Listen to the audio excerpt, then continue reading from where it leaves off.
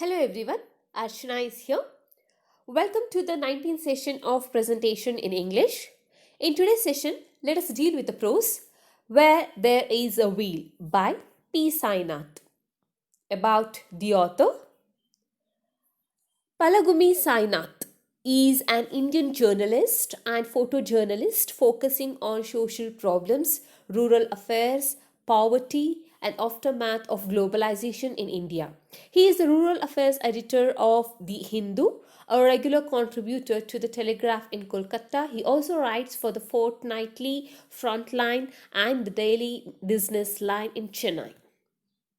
Sainath has received close to 40 national and international journalism awards and fellowships in 30 years as a journalist, including the Roman Magsaysay Award, Journalism Award in 2007, the European Commission's Natalie Prize in 1994, the Borum Journalism Prize from the UNFAO in 2001, the Amnesty International Global Award for Human Rights Journalism in 2000 and the B.D. Goenka Award for Excellence in Journalism in 2000. In June 2011, Sainath was conferred an honorary Doctor of Letters degree, that is DLit, by the University of Alberta, the university's highest honor. The essay Where There Is a Wheel is taken from the book Everybody Loves a Good Drought, written by P. Sainath, as we have learned that he is noted as Indian journalist who writes columns regularly on social rural problems post globalization in leading journals. In this essay, the author, besides giving a brief history of cycling as a social movement in Pudukkottai, he also reports how a group of women initiated the remaining women in the village to learn cycling so as to use it as a symbol of independence, freedom, mobility. Finally, he also comments on the general impact of this on women's lives in the Pudukkottai district of Tamil Nadu. The author begins the article commenting that when people hear the caption, cycling as a social movement, it may sound far fetched to them, but it is true. Then the author remarks that people find curious ways of hitting out at their backwardness, of expressing defiance, a hammering at the fetters that hold them.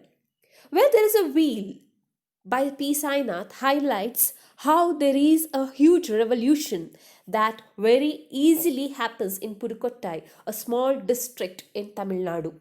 It is a very rare and unique opportunity when women, especially not very literate, become the cause of change. The author then quotes statistics to prove his point. He reports that over the past 18 months, 100,000 rural women have taken to bicycling as a symbol of independence, freedom, and mobility. And their number constitutes over one fourth of all rural women in Pudukkottai. Among them, over 70,000 of them have taken part in public exhibition come contests to proudly display their skills. Yet the desire to learn cycling and the training camps continue. The author then tells us how two of the participants, that is, Jamila Bibi and Fatima, a secondary school teacher, feel about their achievement in cycling. The author quotes Jamila Bibi, who says, "It is my right. We can go anywhere. Now I don't have to wait for a bus." Similarly, he quotes Fatima also. Fatima says, "There is freedom in cycling. We are not dependent on anyone now. I can never give this up." Jamila, Fatima, and their friend Avakani, all in their early 20s, have trained scores of other young women in the art of cycling. The author remarks that cycling has swept across this district.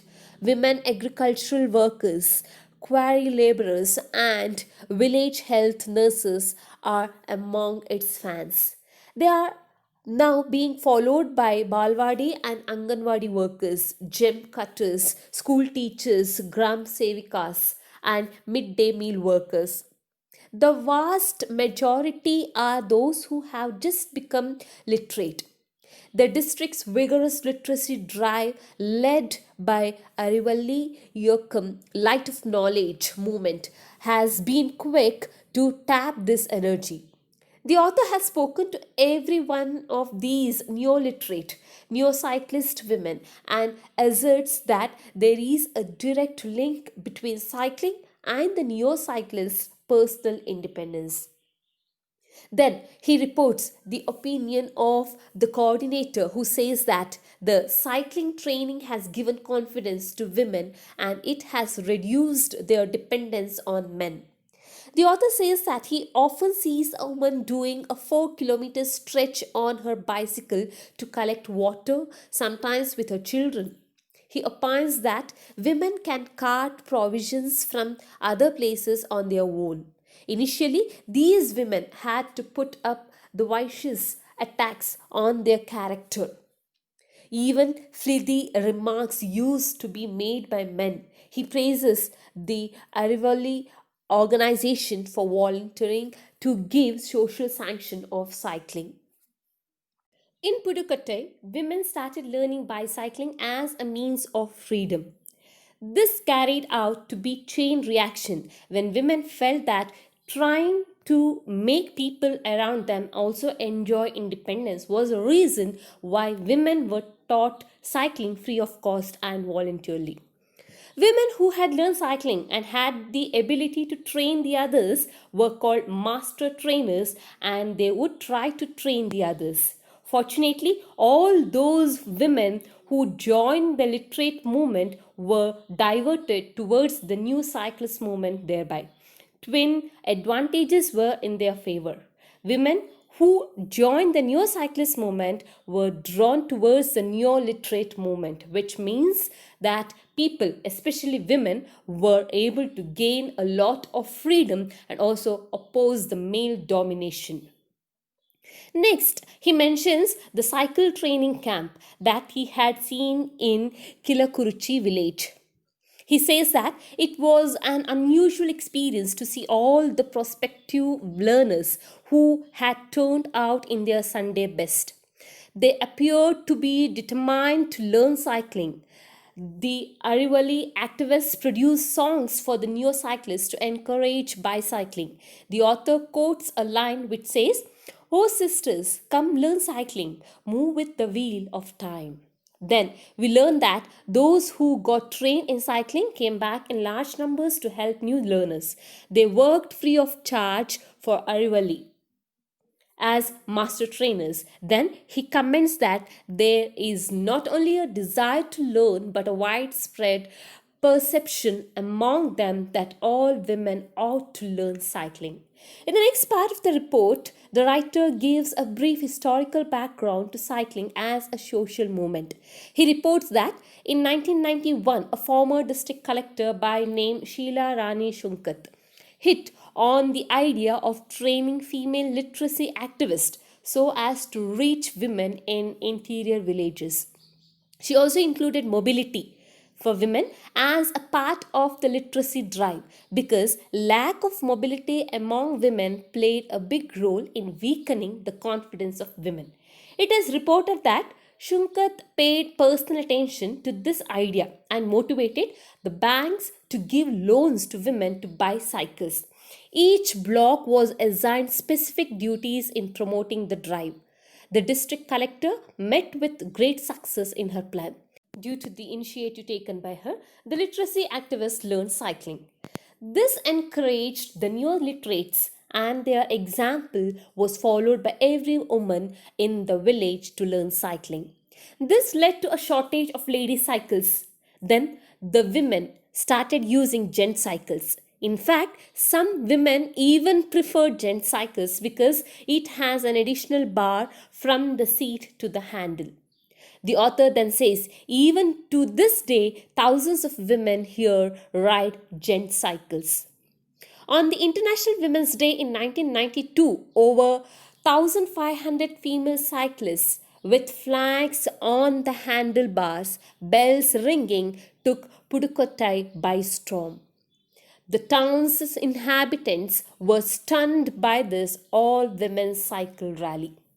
The writer describes the reaction of the men to this social movement. The author gives the opinion of Yes Kanakarajan, owner of Ram Cycles. The cycle dealer says that he had seen a rise of over 350% in the sales of lady cycles in 1 year.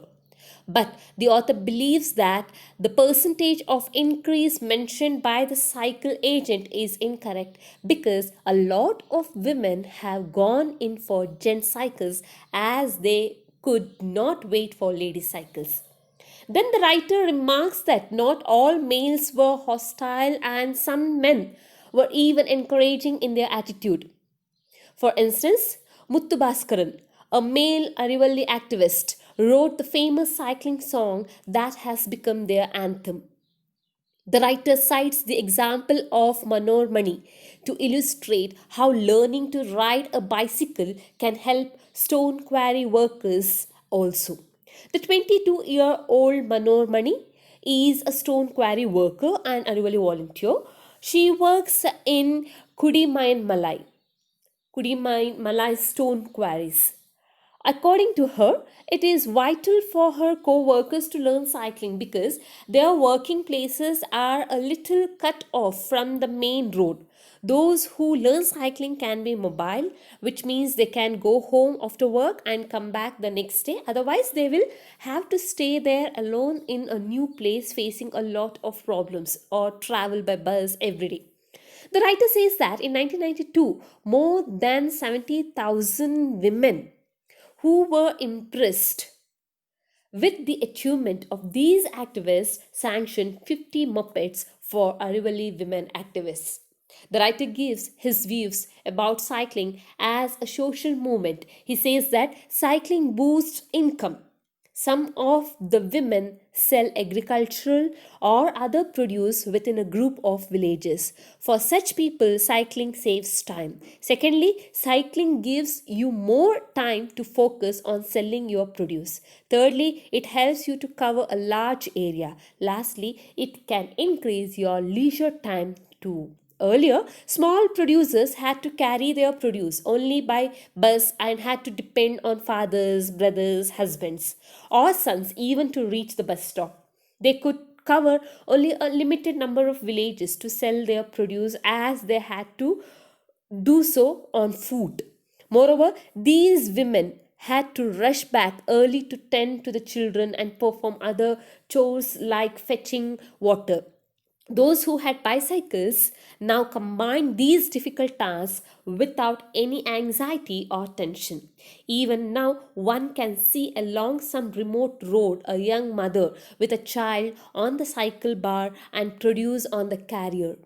She could also be seen carrying two or even three pots of water hung across the back and cycling towards work or home.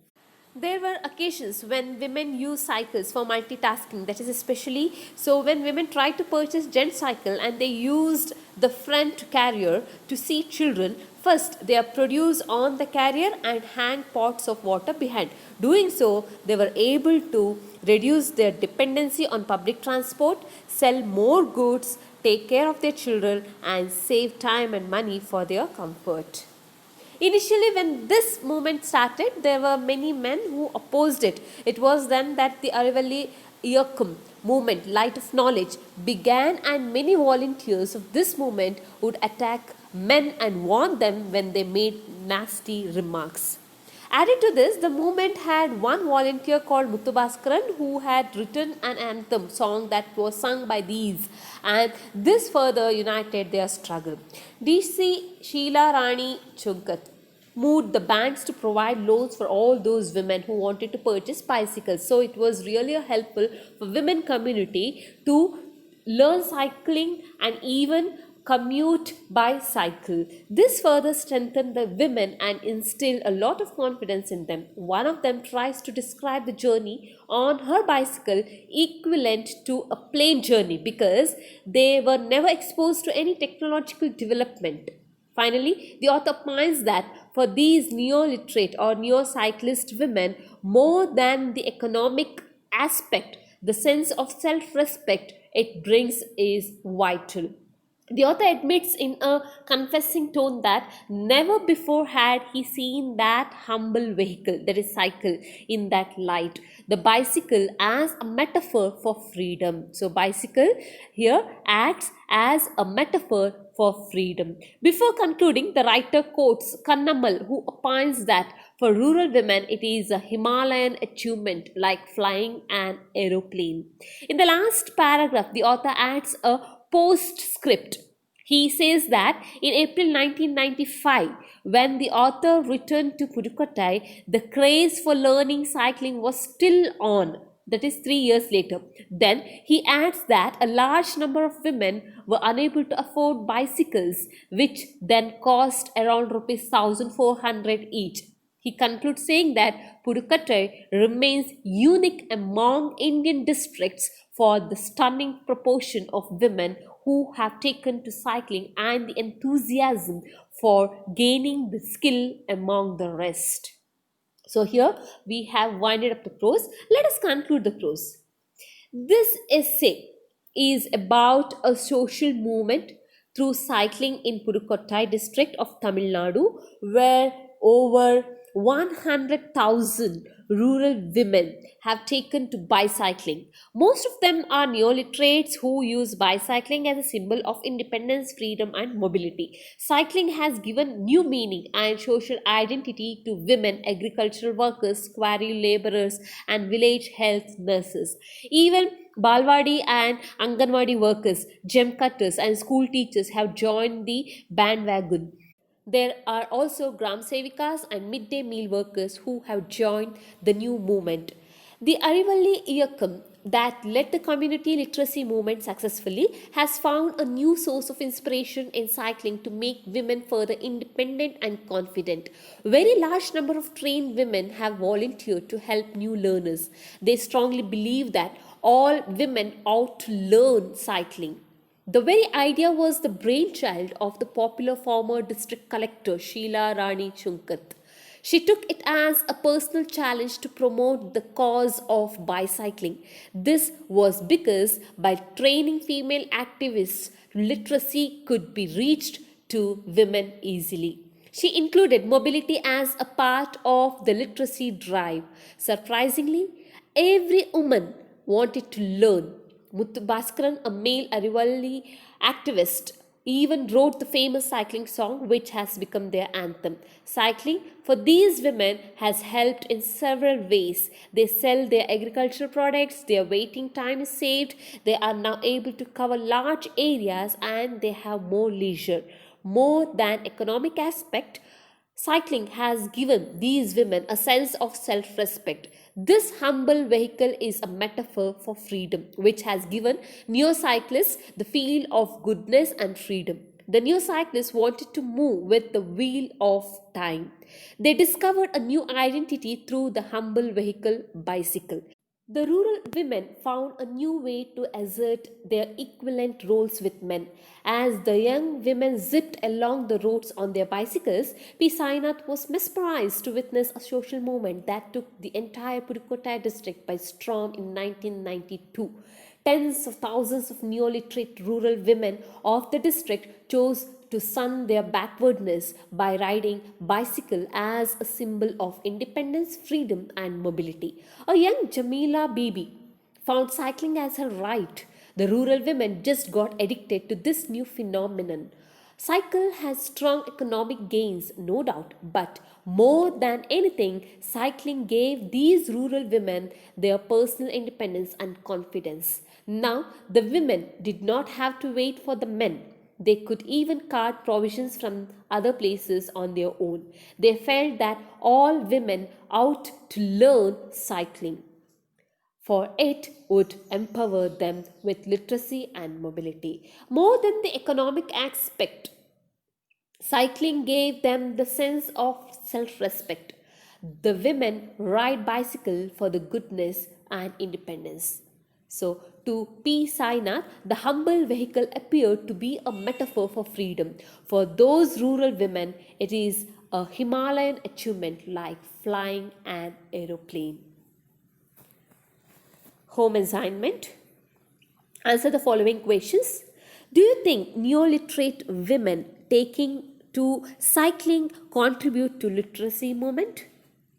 How does Sheila Rani Shunkat, the district collector, promote the empowerment of women?